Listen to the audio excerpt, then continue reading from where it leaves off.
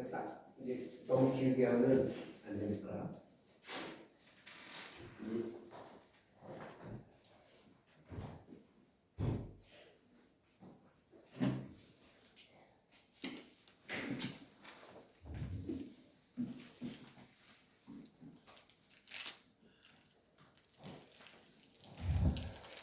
요새 용어로 어머님이 주신 용어로 오늘의 제목은 효정의 심정 성장을 위한 수행 방법.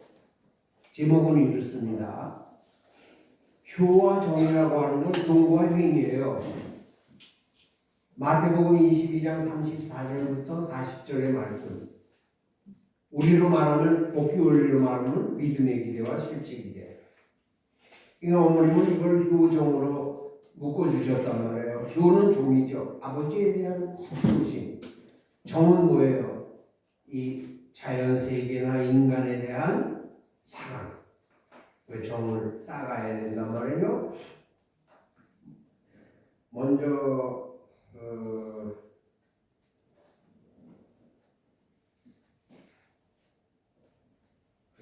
그리고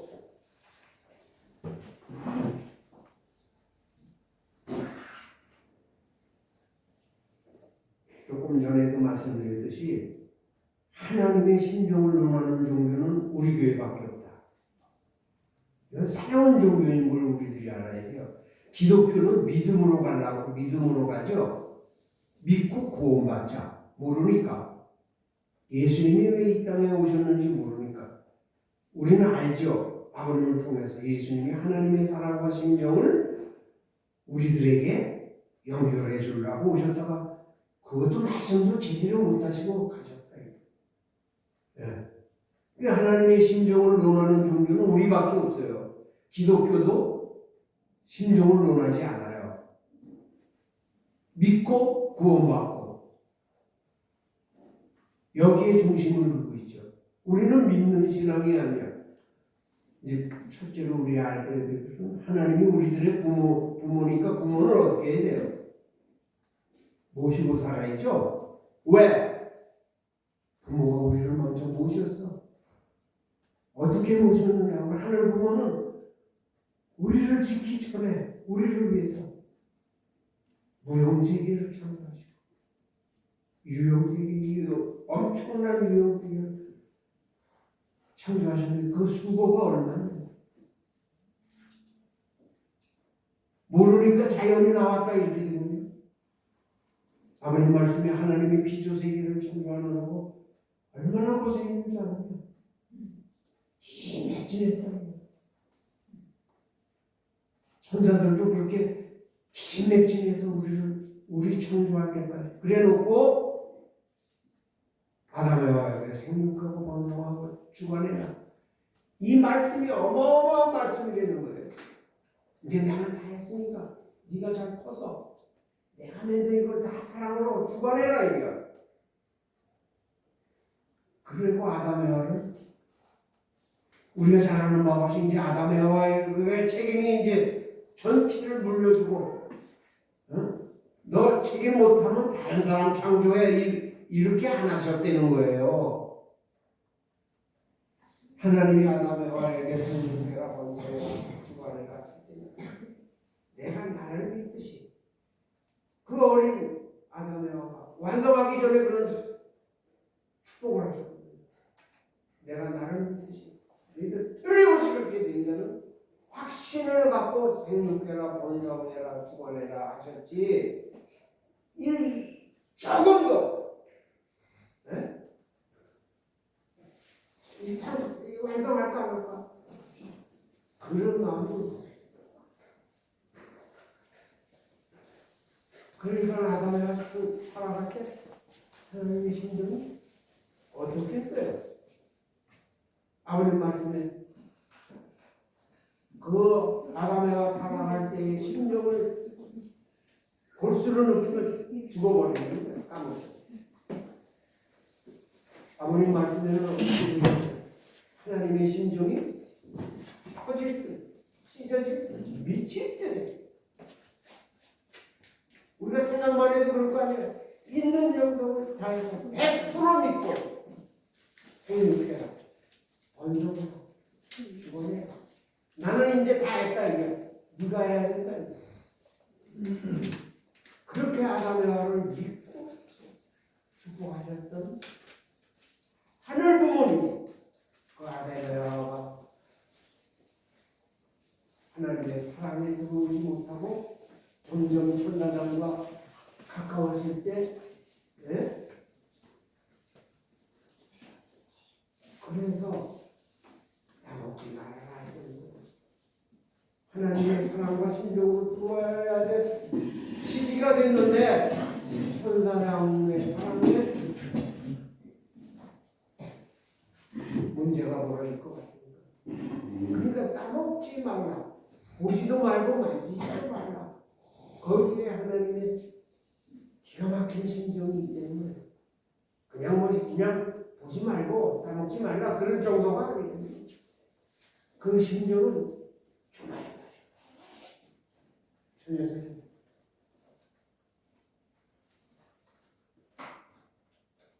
그런 심정을 아버님이 다 찾으신 거예요. 언제? 30세 되기 전에 다 찾으신 거예요.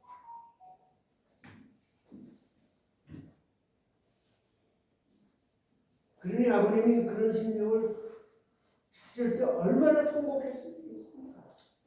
네?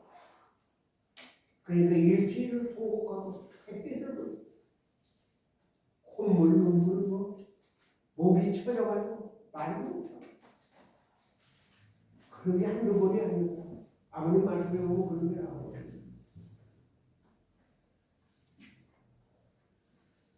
그러니까 통일교회 신앙은 하늘 부모님의 심정을 체육케 하기 위해서 참부모가 오셨다 이거야. 그러니까 참부모님의 말씀과 심정을 통해서 우리들이 하늘 부모님의 심정으로 들어가야 된다 이거야. 참부모 이렇게 해가지고서는 그 예수님 하는 거랑 똑같다 이거야. 하나님의 심정에 들어가면 들어갈수록 참부모를 사랑하고 참부모님의 심정에 대해서 눈물이 날까요 안 날까요? 하나님의 심정에 못 들어간 사람보다 심정적으로 그렇게 들어간 사람은 참부모님에 대해서 다르죠. 그러니까 참부모만 하면 안 돼요. 근데 뭣도 모르고 참부모 부정하면 안 되지.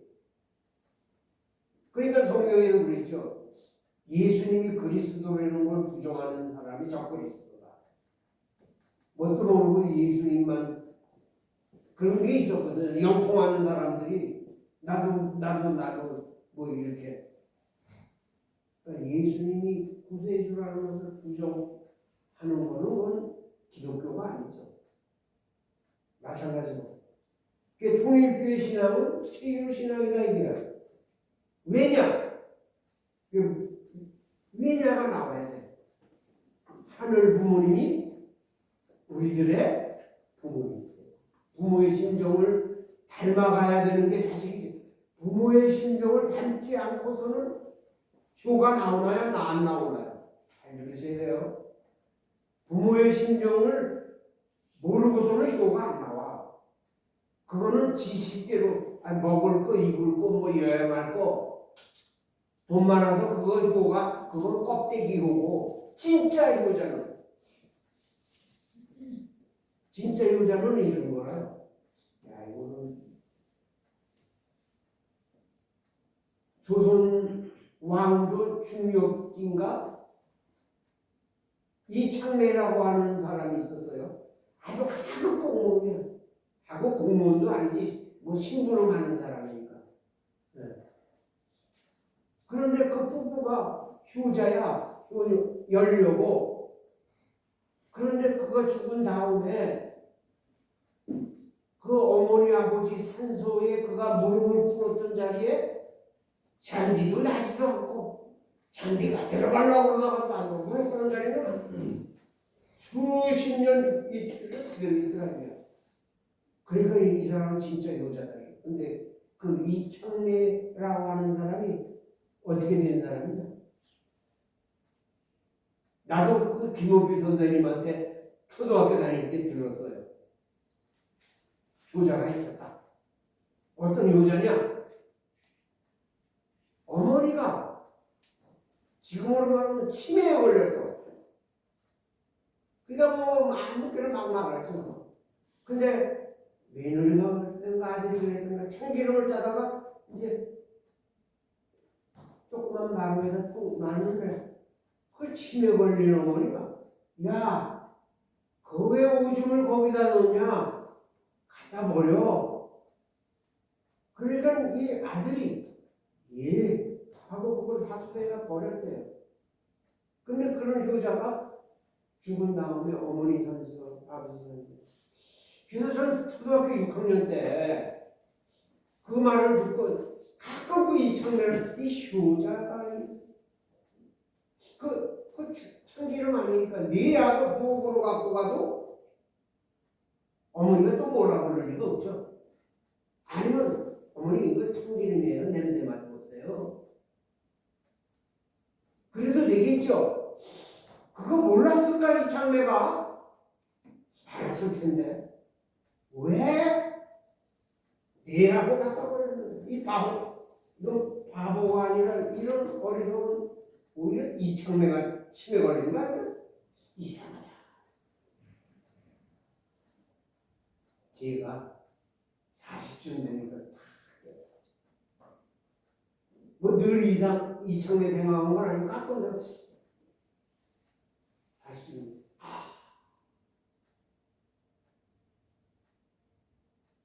어머니의 말씀에 거역하면 마음이 돼요. 효란이죠. 그러니까 그 어머니의 말씀에 순종 안 할 수가 없는 거예요. 그게 틀렸던 맞았던 어떻다고요? 효자란 그런 거야. 어머님이 뭐 말씀을 해줬다면 그거 아니요. 틀렸어요 하면 내 마음이 괴로워. 그 괴로움도 보통 괴로운 게 아니에요. 그러니까 무조건 효자라는 이런 거구나. 부모의 심정을 들여다보고 부모의 심정을 기쁘게 하기 위해서 일구올씩 그렇게 사는 사람. 그런데 제가 98년도에 충청북도의 사람인데 효자를 만났어요. 효자가 충청북도에도 무슨 군인이 하여튼 있다더라. 근데 장가를 3번 갔다더라. 첫 번 부인하고 결혼해서 아기를 못 낳으니까 어머니가 에이 쫓아보냈고 둘째 부인을 얻어줬는데 이 사람은 밥을 많이 먹어. 그러니까 시어머니가 또 밥 많이 먹는 며느리 안 되겠다. 쫓아보냈어. 그리고 3번째 며느리를 얻어줬는데 그 사람하고 같이 산다. 그런데 효자라고 그래. 그거 참 희한하다. 근데 만났어요. 장례식장에서. 어떤 순공활동하는데 장례식장. 저 사람이 그 사람. 내가 물어봐야 돼. 당신 효자라는데 그런 말 듣는다면서. 그렇죠. 그래서 내가 물었다. 아니 첫째 분은 그 이해가 돼. 애기 못 나니까. 근데 밥 많이 먹는다고 어머니가 내쫓았다는데 그걸 이해가 안 되면 당신도 싫으니까 속으로는 싫어했겠지. 그러니까 모르는 척하고 그렇게 했겠지. 그게 말이 돼. 상식적으로 말이 돼요? 법적으로 말이 돼요? 당신 생각에 그게 말이 돼? 그런데 진짜 효자는 그 입에서 나온 말이 뭔지 알아요? 참 나는 이상해. 부모님의 말씀이 아니요 틀렸어. 그런 얘기가 안 나간다는 거야.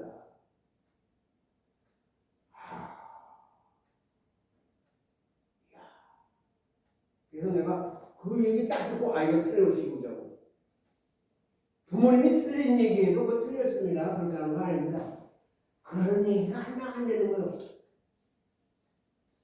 그래서 그냥 나도 다 알고 있었지만, 그래서 내가 또 물어봤다요. 당신이 아버지 어머니에게 그렇게 요구하면 당신이 이장을 오래 했다며. 그러면 동네 할아버지 아버지 같은 분들이 잘못하고 그러면 그거 잘못된 거예요. 그런 말이 안 나갑니까? 내가 그러니까 그거는 안 돼요. 근데 내가 부모가 얘기하는 데 아니에요. 틀렸어요. 이런 말이 안 나간다.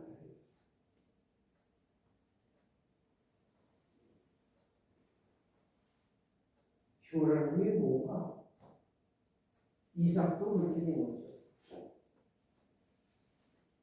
이삭도 그런 형제님한테 뭐 말씀을 보면 이삭도 그랬다는 거예요.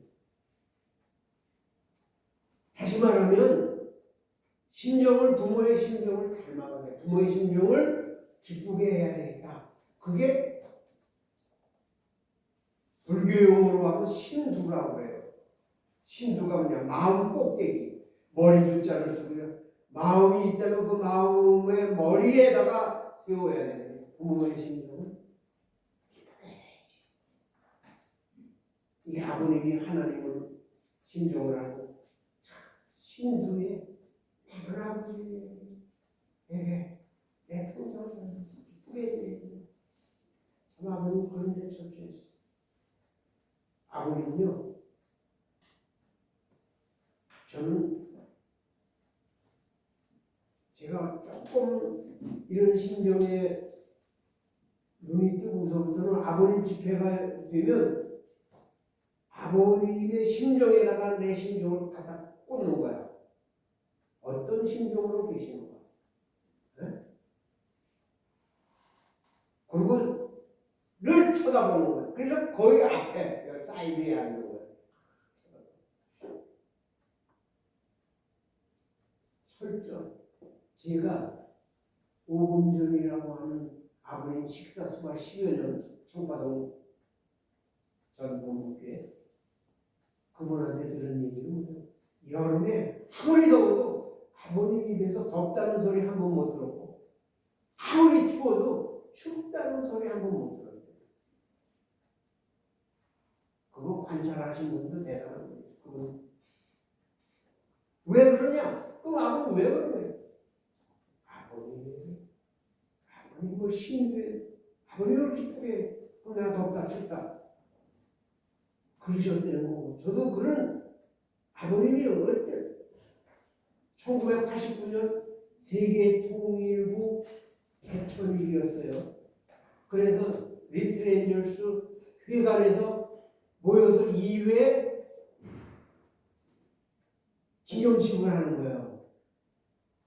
그때 아버님이 단상에 쓰셔서 18시간 비행기를 타고 왔는데 그러니까 몸이 말이 아니라는 거죠.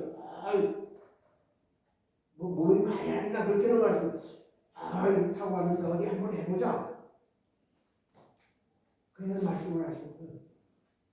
그래서 내가 그래서 몸이 말이 아니고 그때가 70이야. 89년이니까 한국 나이. 그러더니 1시간쯤 기다리니까 12시쯤 됐는데 아버님이 아이 할 때 내가 시간을 받고 아이고 하려고 그러시면서 아이 하시더라고요. 그래서 그때 딱 시간을 보니까 11시야. 그러니까 힘드신 거지. 아이 하는데 9까지 안 가. 아이하고 딱 끊어요. 그리고 1시까지 말씀하시고 가시죠. 그런 것도 받고, 네? 안남동에서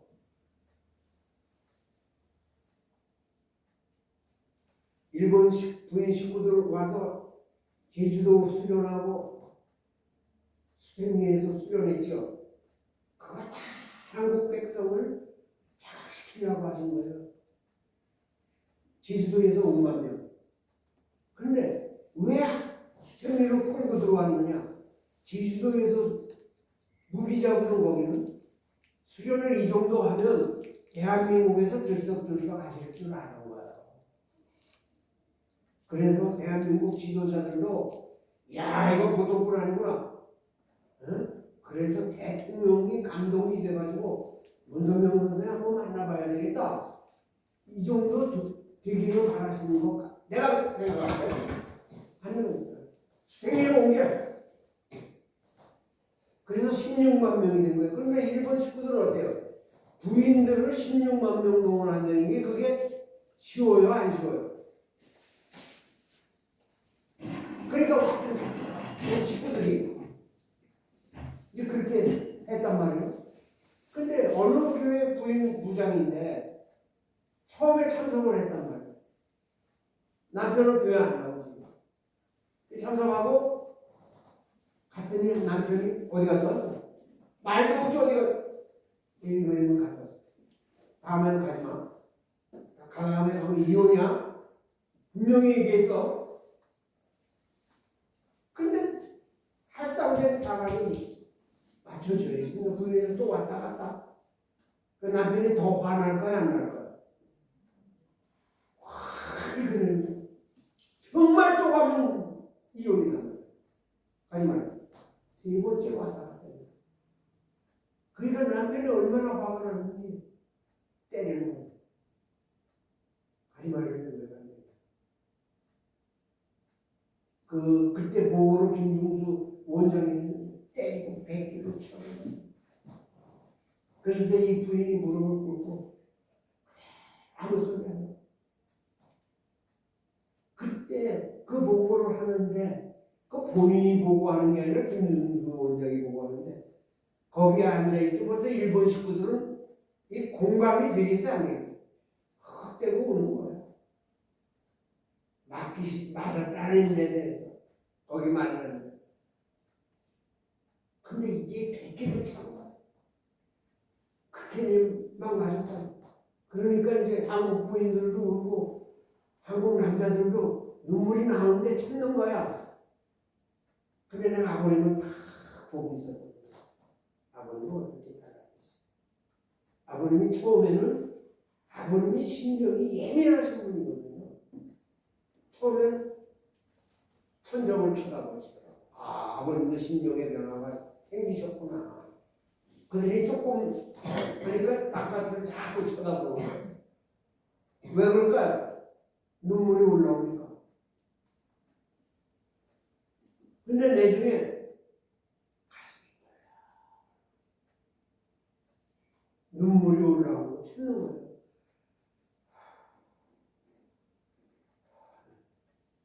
그 아버님이 그러실 때 우리들은 남자들도 울고 여자들도 울고 그런데 그렇게 얘기하다가 남편이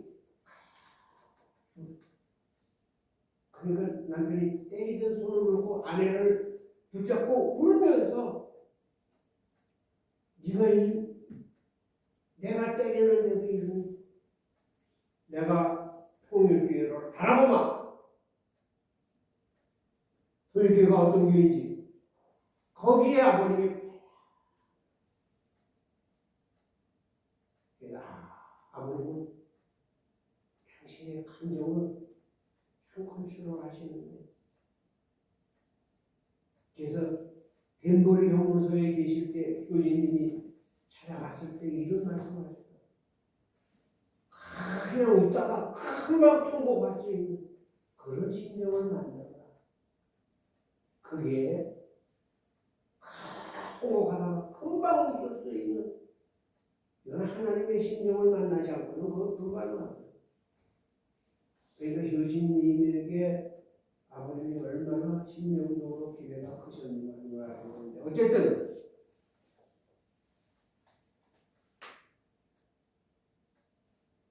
통일교회는 하나님이 누구라고요? 왜 통일교회는 치유신앙입니까? 하면 대답을 해줘야 돼요. 하나님이 우리들의 부모이기 때문에 부모라면 우리가 모시고 살아야 되지 않는 얘기야. 모시고 살면서 뭘 보고 모시고 사냐? 뭘 모시고? 심정을 닮아야 되니까 하나님의 심정을 느끼고 깨닫고 아는 것이 이게 중요해요. 그러니까 그게 치유신앙이다. 불교는 격도의 신앙이죠. 제가 도봉에 있을 때 도선사 아주 큰 절입니다. 서울에서 아마 제일 클 거예요. 저 조계사가 본사고 이 서울에 있는 절 중에 도선사가 클 겁니다. 아주 사람도 많이 오고 그래서 거기 자주 갔었는데 한 번은 이제 종교 영감 주간 종교 구독시키려고 갔었는데 갈 때마다 이상한 게 대웅전에서 사람들이 절하지 않고 아예 바깥에 무슨 동상이 있는데 그 동상 이름을 모르겠는데 하여튼 동상이 하나 있는데 거기서 이렇게 방석을 깔고 신도들이 절한단 말이에요. 그래서 이상해서 충무스님한테 왜 대웅전에 한 사람 없고 저기서 절을 합니까? 내가 물어보니까 글쎄 저기서 절하다가 병이 난 사람이 있어. 또 저기서 절을 하니까 장사가 잘 돼. 그런 소문이 났어요. 그러니까 신도들이 여기서 안 하고 방석 갖고 나가서 저기서 절한다 이거. 그런데 우리 스님들은 그게 중요하지 않습니까? 수행과 고행을 통해서 득도하기 위해서 수행하지요. 신도들은 그걸 원하니까 그대로 내버려 둔다는 거야. 거기다 빌어서 저거 그러면서 뭐라고 그러냐. 만일 기독교에서 이런 현상이 일어나면 대대적으로 선전해서 교인수를 불리려고 난릴 겁니다.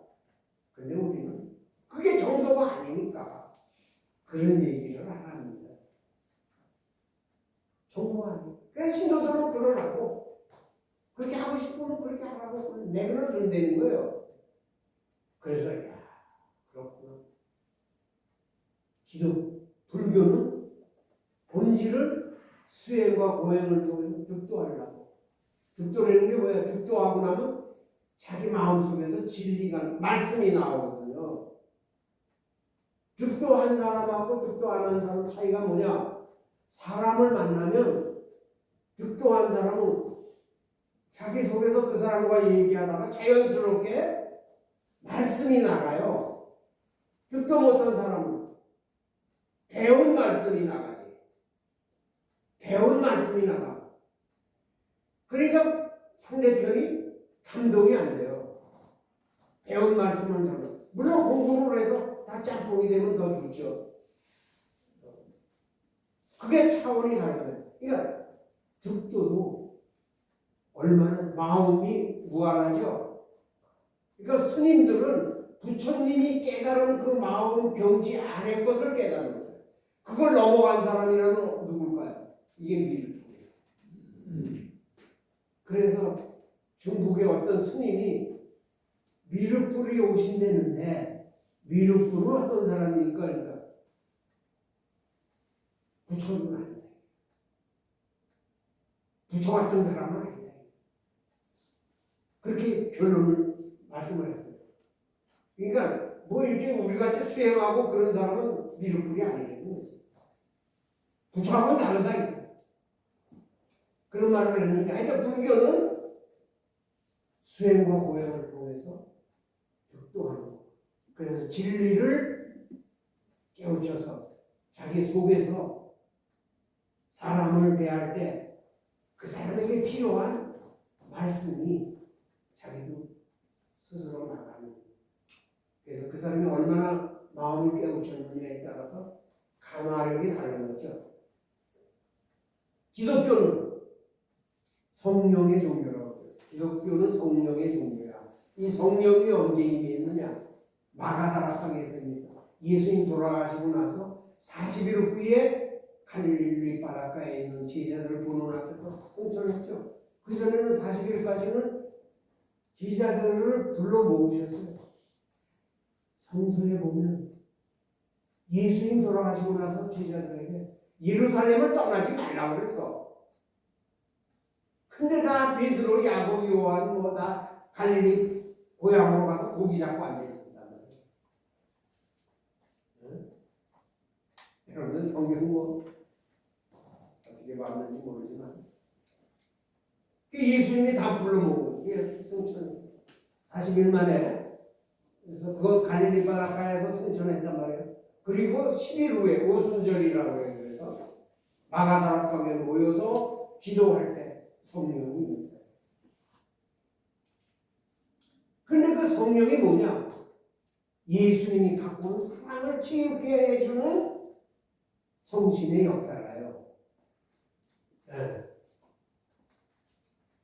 따라서 성령 역사의 핵심은 뭐냐? 성령 역사의 핵심이 있고 가지가 있단 말이에요. 핵심은 주님의 사랑을 치유케 하는 거예요.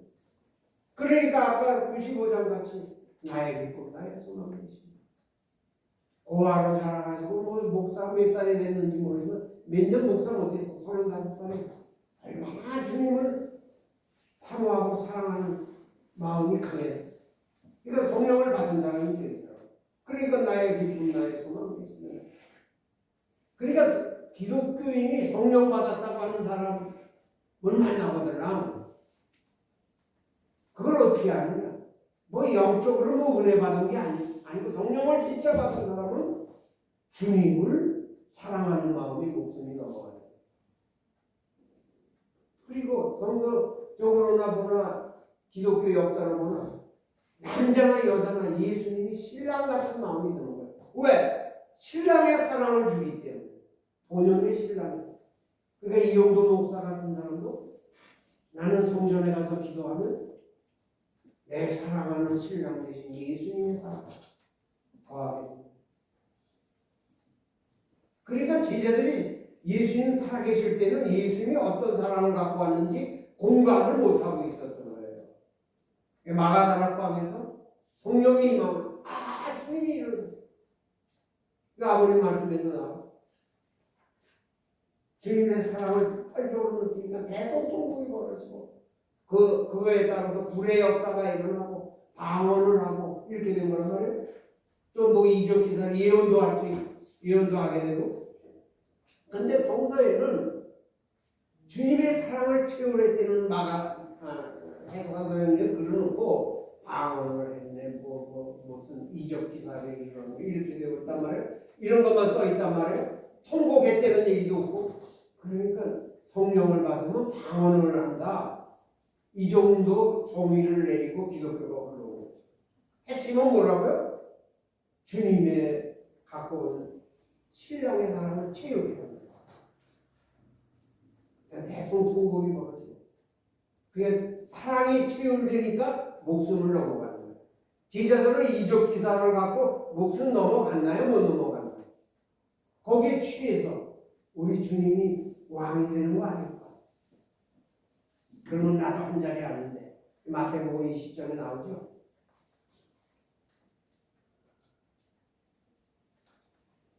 그러니까 성령 역사의 중심 역사는 뭐냐? 주님의 사랑을 채우게 하는 건데 기독교가 이거를 정의를 못 내려온 거예요. 그러니까 많은 영적 역사가 일어나서 그걸 수습할 수가 없는 거지. 그러니까 성경이 제일이다. 성경 말씀만 믿고 가자. 이렇게 해서 영적 역사 내지 성령 역사를 부정하게 되는 거죠. 모르니까. 그래서 하늘의 중심 역사를 자꾸 이단시할 수밖에 없는 역사가 기독교 역사다. 그럼 통일교회는 뭐라고요? 하늘 부모님 내 심령을 치유해서 우리가 하늘 부모님의 효자 효녀가 되어야 된다 이게요. 아버님이 제1차 세계 순회노종 1965년 1월 28일 날 떠나셔서 10월 10일 날 아마 귀국하셨을 거예요. 세계 120개 성지를 만드시고 1차 세계. 그때 귀국하시면서 동경교회 들으셨는데 뭐 질문을 받으셨어요.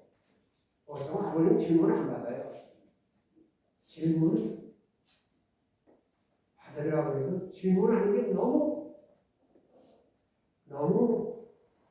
그러니까 원리 듣고 잘 가기만 하면 그러면 다 하니까 질문 안 받아. 왜 내가 이걸 저도 아버님한테 아버님 질문이 있는데 그러니까 뭐야? 그래? 뭐지? 이러시지 않아요. 뭔데? 퉁명스럽게 그러세요. 지금까지 질문한 사람들이 뭐. 근데 동경에서 질문하라고 그래서 그게 말씀 이제 15권에 나와요. 거기에 무슨 질문을 누가 했냐면 인간이 우주에서 최고의 존재라는 것을 어떻게 압니까? 그래서 최고의 존재가 이게 인간이에요. 인간이 만물의 영장이잖아. 이렇게 대답 안 하죠. 하나님의 심정이야. 그 말이 무슨 말이냐? 하나님의 심정과 통할 수 있는 사람은 누구예요? 동물 되나요? 천사 안 돼. 그건 오로지 하나님의 심정으로 볼 때 그렇죠. 하나님이 인간을 어떻게 지었나요? 자녀로. 어떤 자녀? 어떤 자녀예요? 아예 한마디로 해서 아버님과 같은 자녀. 이상하시죠?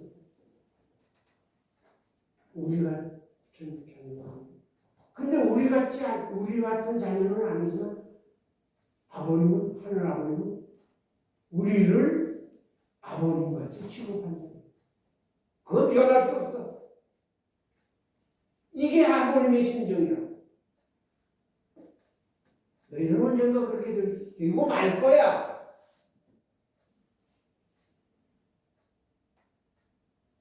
지금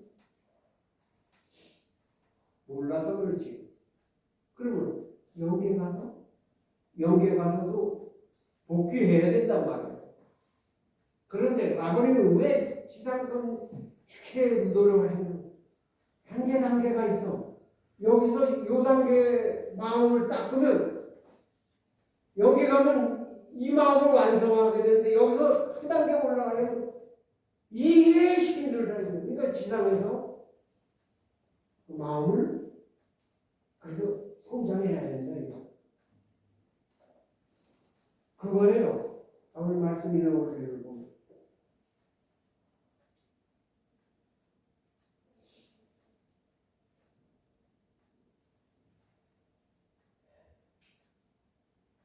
불교 책을 보니까요, 부처님이 앉아서 말씀만 하시는 게 아니라 엄청난 영적인 능력을 갖고 있었어요. 근데 그걸 발휘를 안 했어요. 거기에 나오는 책에 보면 이 부처님이 이렇게 다니시면서 제자가 될 만한 사람들은 제자로 이렇게 자기 스스로 제자 되겠습니다 하는 사람도 있었고, 이 사람은 제자를 만들면 좋겠구나 하면 좀 오래 계셨어요. 근데 예수님의 수제자가 된 가섭을 제자 만들 때 그 가섭이 종교 동산에 갔어요. 갔더니 벌써 마음의 생활을 한 사람은 몇 마디 대화해보면 알거든요. 가섭존자가 부처가 자기보다 마음이 아주 우수한 걸 알았어요. 그게 부처님이 이제 잘 때가 됐는데 여기는 잘 장소가 없고요. 그러니까 여기 저기 조금 가면 동굴이 있습니다. 거기 부처님이 제자들도 조금 데리고 다녔습니다. 거기 가서 실전인데 물론 가서 또 거기서 뭐 방에서 자는 게 아니라 그냥 쉽게 얘기해서 수행하고 도행하니까 바깥에서 자니. 그러냐고. 그런데 그 동굴이 어떤 동굴이냐? 독사들의 집이에요. 독사들의 집. 거기 들어가지 못해. 독사 때문에. 근데 그 이튿날 부처님하고 그 조금 제자들이 거기서 나왔단 말이에요. 그러니까 가섭이라고 하는 수행이 깜짝 놀란 거예요. 그래서 부처님한테 얘기를 했어요. 그때는 뭐라고 그러냐면 나는 물속에 들어가서 1시간 정도는 숨 안 쉬고 참선할 수 있습니다. 그랬어요. 그러니까 부처님이 나는 하루 종일이라도 있을 수 있습니까? 이건 견딜 수가 없거든요. 그 다음에 뭐라 그러느냐? 당신의 마음을 보니까 많은 신도들을 데리고 있지만 늘 마음이 불안정하잖아요. 그 불안을 없애야 될 거 아니에요. 거기서 이 가설이 다 깨달았어요. 네? 보고 안 돼요. 그래서 털고 나와서 부처님 제자가 돼가지고 수제자가 됐죠. 그러니까 그렇게 능력이 있고 뭐 투시를 하고 사람을 보는 눈에 의해서 절대 그래. 왜? 그건 정도가 아니니까. 정도. 아버님도 그랬어요. 잘 들으세요. 평양에서 김종화 씨 누군지 아시죠? 아버님 두 번째 가서 생활하셨어요. 아버님을 얼마나 극진히 모셨느냐. 네? 밥하고 그럴 때는 이 옷은 아버님 그러고 나서 아버님 앞에 와서 말씀을 듣는다 그러면 옷을 갈아입을. 왜 그러냐면 이스라엘 수도원에서 그렇게 은혜를 많이 받을 때 아마 그 몸에 밴 거예요. 왜 김인중 권사님 얘기해? 친히 아버님 있어. 근데 이분이 아버님이 재림주인 거 틀림없이 재림주. 아버님 재림주라고 말씀 안 하시고 다 통해요. 그래서 하루는 김종화 씨가 먼 친척 아기가 있는데 날 때부터 장님이었대요. 그걸 데리고 와서 아기가 날 때부터 장님인데 고쳐주십시오. 김인중 권사님 직접 본 거예요. 그건 나는 사랑과 진리로 생명을 구하러 왔지 눈을 고치러 온 거 아니야. 그렇게 말씀하시니까 이 김종화 씨가 그냥 아니라고 그러니까. 근데 생각해보면 틀림없이 재림주. 예수님도 뭐 장님도 고치고 문둥병도 죽은 사람도. 아유 아버님 내가 간절히 하는 두 번째 또 똑같은 말씀. 세 번째 했는데 똑같은 말씀. 거기서 의심이 들기 시작해요. 재림주 맞나? 재림주 맞는가? 그래서 아무리 형무소 들어가시고 나서 두 번째 형무소 들어가시고 나서 이 사람이 이제 멀어져서 떨어졌다. 또 목사님으로부터 들은 얘기는 부산에 있을 때 처음에 이제 목사님이 입교했잖아요. 그때 목사님이 데리고 있는 부인 식구들을 아버님한테 인도로 했는데 그분들도 큰 은혜를 받으면서 하여튼 아버님 집회에 오면 계속 보고 처음에 5명의 부인을 아버님 앞에 데리고 가니까 경배를 하더래요. 목사님은 깜짝 놀랐대요.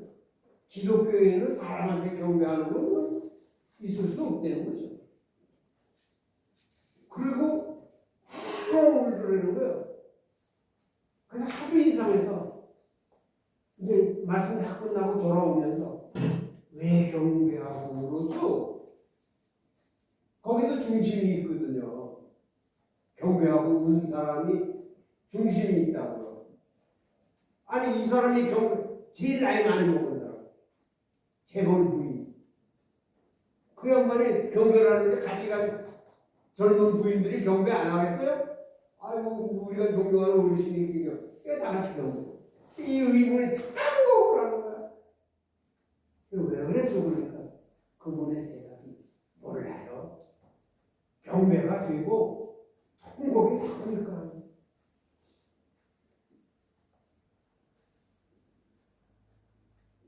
그리고 이분들이 아버님 은혜를 받으니까 한 번은 정신이 좀 오락가락하는 사람을 데리고 왔대요. 아버님한테 묻지도 않고. 그러니까 아버님이 한 40분인가 말씀을 했대요. 하시면서 아버님 방에 들어오니까 대번에 제정신이 들어왔대요. 그래서 한 40분 말씀하시고 지금 나가면 안 된다. 다시 영이 붙는다. 그러니까 조금 이따 가라고. 그리고 한 40분 말씀하시고 이제 가라고. 그러니까 심령의 차원을 높이는 거죠. 상대 기준을 한 거를 끊어버리는 거야. 그러면서 나갔는데 아버님이 데리고 온 사람이고 다음부터 저는 사람이 두 번 그런 걸 봤대. 한 번은 애기가 다 아픈데 데리고 왔더래. 병원에 가지 않고. 네, 데리고 오지 마라. 이완 목사님도 재림주는 예수님보다 엄청난 이적 기사를 행할 거라고 생각하고 재림주를 기다리셨어요. 목사님 얘기는 처음에 와서 대구에 전도 나갈 때도 아버님이 재림주라고 하는 확신을 갖고 따지 않았던 거예요. 그럼 왜 따랐습니까? 하니까 이분을 쫓아가면 재림주를 만날 수도 있겠다는 확신이 들었어요. 그래서 따라 나오다 보니 그 얘기를 들었을 때 한 교회장이 지금도 그러면 재림주로 믿음이 안 갑니까? 이 사람 뭔 소리를 그렇게 하고 있어. 우리가 다 재림주 돼야 되는데 그게 다 웃었죠. 제가 얘기하고 저는 이적기서 일으키는 거는 방해였어요. 그런 마음의 소리이 어느 정도 올라가면 아마 그랬으리라고 봐요. 왜 그러냐면 대행스님은 이제 하늘과 자기가 수행한 것이 거의 끝나가는 무렵에는 이분은 콩알 뭐 조금씩 밥 먹고 참선만 했으니까 아주 피곤성적했죠. 그때는 신도들이 수행하는 사람을 이렇게 쳐다만 봐도 병이 나거든요. 그분이 백년사라고 하는 데서 마지막 수행을 했거든요. 제천의 백년사라고 하는 데. 그게 소문이 나가지고 그 사람이 토굴에 앉아서 했는데 그 일대에 아픈 사람들이 다 올라가서 절하고 약국의 병원과의 약국이 손님이 없어져 버려서 난리가 났었대요. 그런데 그거는 방해 역사예요. 불교에서는 그럼 그런 이적 기사는 어떻게 일어나는가? 어떤 상태? 쉽게 얘기하면 이 사람이 아파요. 그런데 내가 가슴이 아파서 밥이 안 먹히고 잠이 안 올 정도가 되면 하늘 앞에 기도하면 이적 기사예요. 그거 쉬워요? 이 사람의 고통에 대해서 내가 가슴이 아파서 잠이 안 와. 밥이 안 먹혀. 차라리 내가 생명을 냉겨서라도 고쳐주고 싶어. 이런 심정이 강하면 그 생명을 넘어간 심정이 이적 기사가 일어날 수 있다. 그 대행스님이 그랬거든요. 어렸을 때. 남의 고통에 대해서 아주. 그런데 그건 반대다. 이게 불교에서도 진리를 깨우치. 기독교의 성령이란 주님의 사랑을 채우. 주님의 사랑을 채우라니까 원수가 있어요? 미운 사람, 지금까지 내가 미워했던 거 회개될까요? 안 될까요? 잘해라. 미워. 누가 회개하라고 회개하는 거야? 왜 회개하라고 그러니까 내가 잘못한 걸 회개하는 것 같지요? 그러나 성령이 들어오면 내가 사랑하지 못하는 것이 회개가 되는 거예요.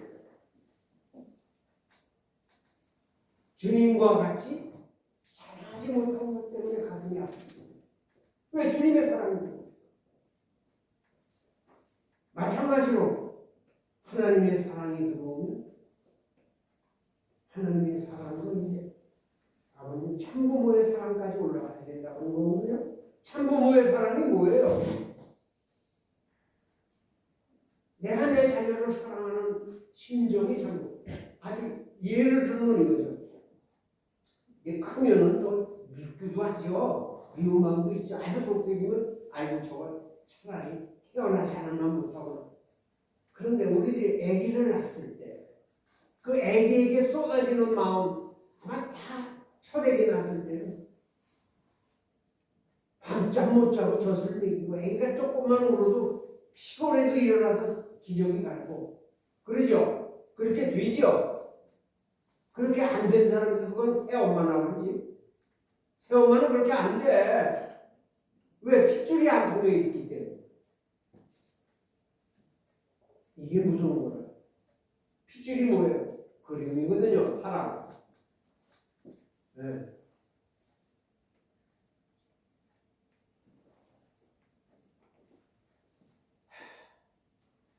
그러니까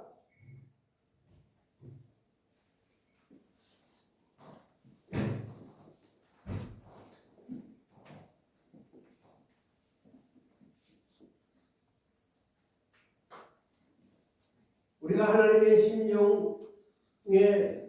점점 접근되면 자기를 사랑하고 자기를 사랑하는 것이 이제 참 하나님의 사랑으로 쑥 들어가면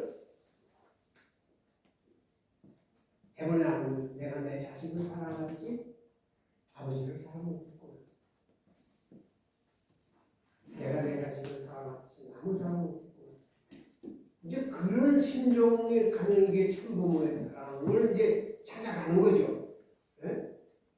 내가 내 형제만큼 이제 다른 사람을 사랑 못했구나 하면 그거는 사랑. 그러니까 참부모의 사랑이란 예를 들어서 이거예요. 하나님이 타락한 인간을 어떻게 보시느냐? 여전히 내 자신으로 하나님은 우리들을 타락했다고 보지 않는 그건 인간이 얘기하는 거야. 우리가 죄졌다. 죄졌다는 건 하나님 마음속에 없다는 거야. 하나님 마음속에 그 뭐가 있냐? 아직 몰랐어.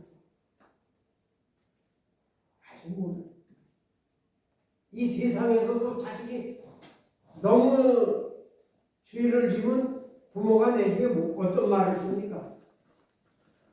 내가 죄를 안 했어. 내가 잘 놔주지 못했어. 그래서 그 자식이 잘못한 데 대해서 누구한테 입을 벌려서 얘기를 하나요 못하나요? 하라고 해도 못하지. 그러니까 남편과의 관계에 있어서 그래야 되면 이제 그런 걸 깨달아야 되는 게 이제 하나님의 마음에 들어가기 시작하면 안 되죠. 그러니까 내가 쉽게 얘기해서 내가 내 자식 하나님이 우리를 타락했다고 보시지 않는다는 거 여전히 언제나 내 자식으로 보십니다. 그게 뭐와 같으냐면 제가 저번에도 어디 가서 강의할 때 우리가 아기를 크면 이제 걸어 다니잖아요. 그럼 얘가 데리고 나가면 걸으려고 그래요? 업히려고 그래요? 걷다가 힘든 건 업히려고 그러지 처음에 걸으려고 그러죠. 그러니까 신발을 신기고 뭐 요새는 무릎 안대를 대주고 뭐 앞에 그리고 얘가 가자마자 하면서 엄마 앞에 걸어가죠. 걸어가다가 얘가 넘어지려고 그러면 엄마가 뒤에서 어때요? 넘어지는구나. 이래요? 아! 그래요. 어떤 반응이 나와요? 그 부모가 뒤에서 아! 그러죠? 그거 이상으로 하나님이 우리를 살피고 계신데 우리가 못 느꼈어. 타락했다. 그건 인간이 만들어놓은 얘기야. 죄다. 아버지는 여전히 아들이고 딸이다.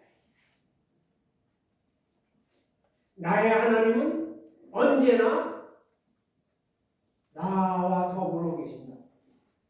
이건 명심하셔야 돼. 저 사람의 하나님은 저 사람과 이 말이 무슨 말이냐? 자식을 10명 낳았어요. 그럼 부모는 자식을 늘 대하는 마음이 기본적으로는 같아요, 안 같아요? 이게 다 다르나요? 그걸 말하는 거예요. 나의 하나님 딸이 있고 저 사람의 하나님 딸이 있는 게 아니라 나의 하나님 지금 나를 잘 보고 같이 계십니다. 그러니까 언제나 하나님이 나와 더불어 계신다는 것을 늘 인식하고 살아야 됩니다.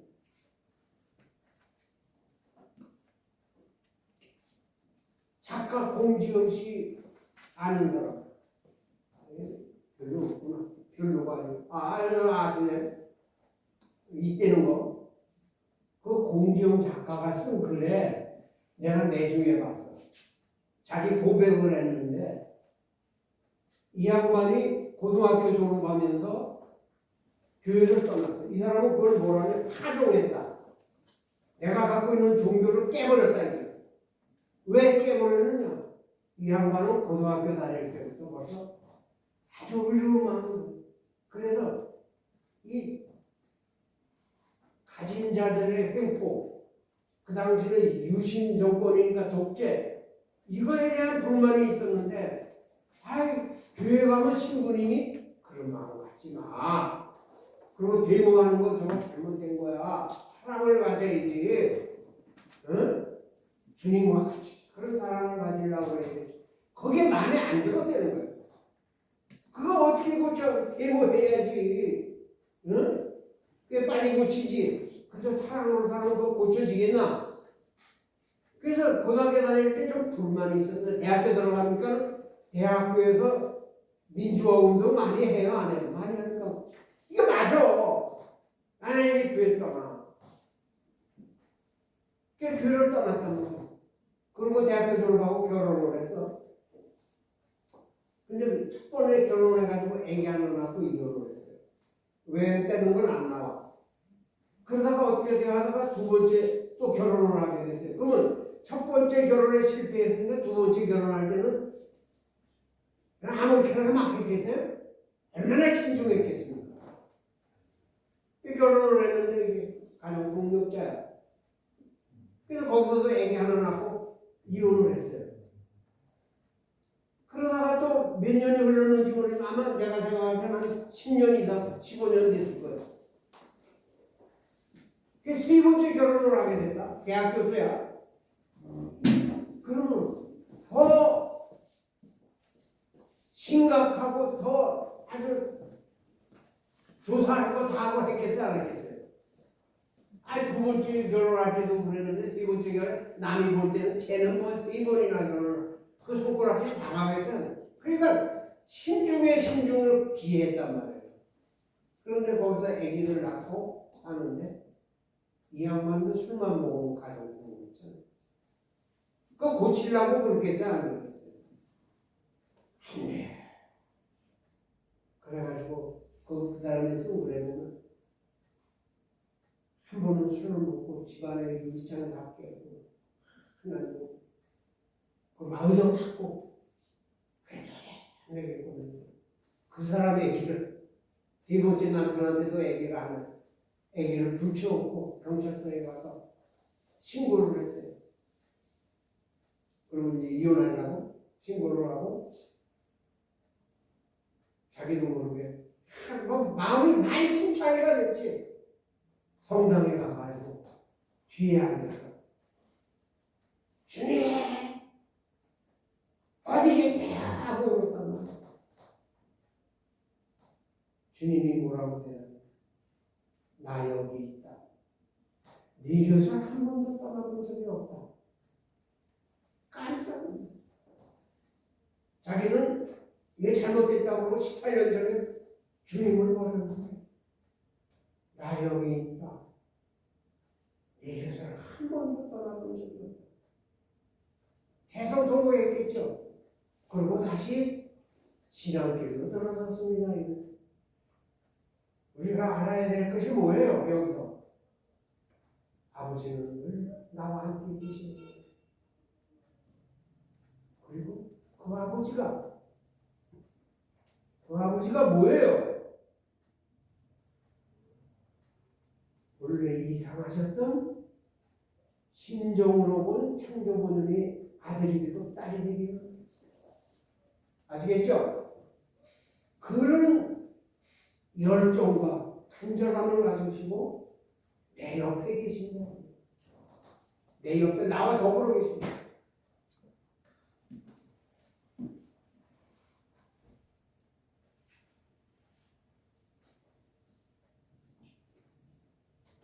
손이 네.